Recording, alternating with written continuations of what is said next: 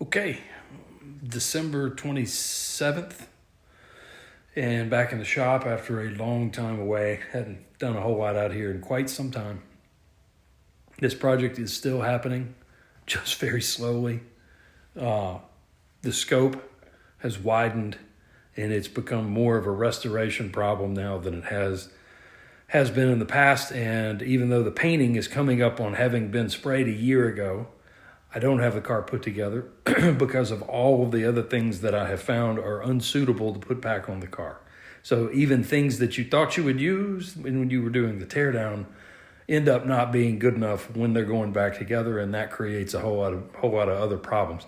And I'm trying hard not to expand the scope of this, but it keeps growing.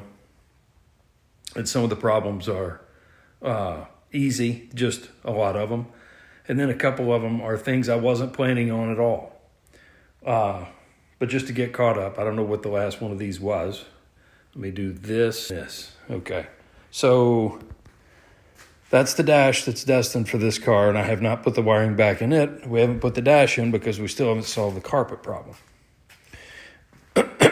What we ran into, this is the 90 harness that I already had installed in the car.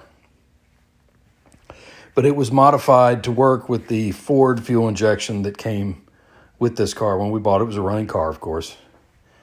And that wiring's okay, but it is extremely dirty. It's got tons of overspray on it. Things like this that are supposed to be black, and I think the fitting is, or the housing, the lamp housing is gray, but this thing's white. You can't get this stuff off, and when you put it on the new car, it looks terrible. And the longer it was on there, the more it bothered me. But the bigger problem is the Ford stuff. When I got this installed and had it routed through the firewall, ready to receive the engine, as I was putting carpet in, I had the opportunity to look at some of this stuff a little closer, and this harness is full of things like that. So this is a 30-year-old Ford harness, and that's a 30-year-old Miata harness. It looks like the Miata stuff has held up a lot better. I found a mint 90 harness that is uncut. The 90 harness that was in this car originally has had, as it should have been, all of the ECU, all of the engine feed, all of that stuff has just been clipped out of it. This is a fully functional 1.6 Miata harness, which from the world I come from makes sense, and I know how to work here. I can trim this one to my liking. So in order to not have to use the Ford stuff, because you apparently cannot find good donors for this anymore, and I'm not interested in repinning this at all. Didn't really care for the way the car ran on it. Had a little bit of an impulse buy, which turned into this. And pretty excited about these. And this throttle body had a little bit of stiction in it, and I've got it at the machine shop for them to polish out the bore to try to get that thing to click like these do. But excited about this. Now, I bought these as a takeoff from a guy who apparently went back to carburetors.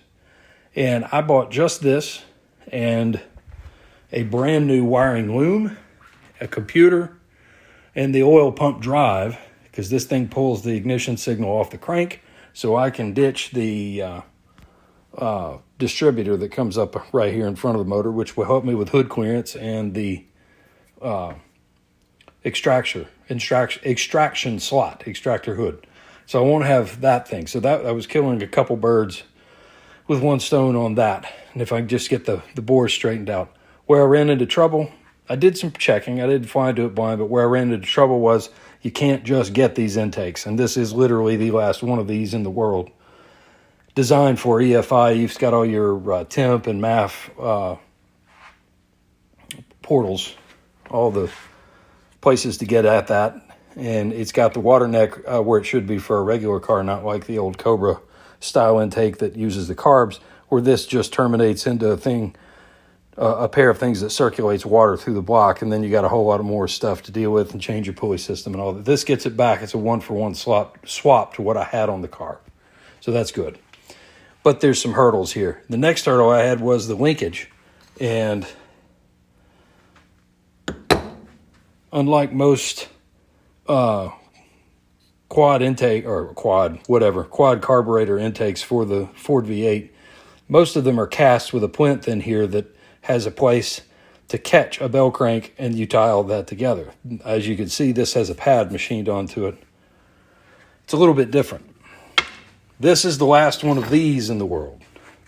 And this was not inexpensive, but really cool to hold in your hand. It has cam action on the throttle, so it doesn't just kill you right off idle, which is apparently a common thing with these because the response is so quick. It's got the catch and the stay for the throttle cable, which is, if you've ever had to fab any of that, will take you forever. So this little spacer is for if you're running carbs, it gets all this up higher.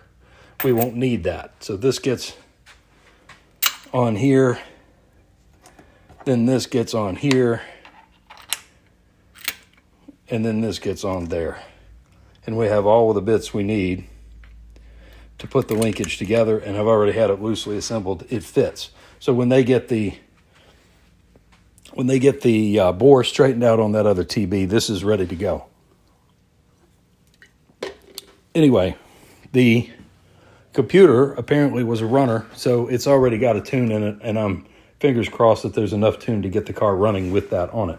Now, visually, that's obviously preferable to the old stuff here. Never cared for the way that looked. I do understand that the runners are longer and it makes more torque, but we're going to drive around that, tune around that, whatever it takes, because those are just too cool. But that project has completely sidelined actually moving forward on anything else. I'm about to get started on putting the new old wiring harness in and see if I can wrestle this carpet back into place. The result was they can't do anything about the excess carpet. I think I did a video on that. So I'm stuck with this carpet that's going to be a little bit loose, and I'm debating on how I want to handle that without having to try to run all the factory plastic in there. But if that's what it does, that's what it does. Whatever. Anyway, that's it. Long enough.